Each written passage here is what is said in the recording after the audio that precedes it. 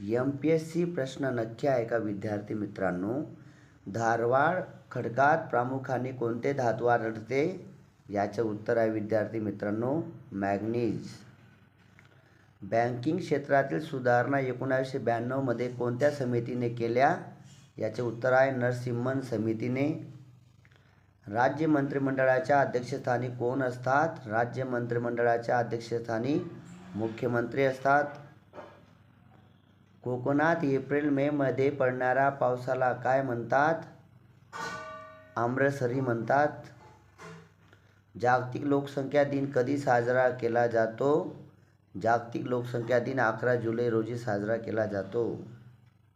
राज्यातील मंत्र्यांचे वेतन व भत्ते ठरविण्याचा अधिकार कोणाला आहे? विधानसभेला आहे. सामान्यपणे संघराज्य पद्धतीत कोणत्या पद्धतीचे विधिमंडळ असते? द्विगृही विधिमंडळ. महाराष्ट्र विधान परिषदेला 1987 मध्ये किती वर्षे पूर्ण झाली? 50 वर्षे पूर्ण झाली.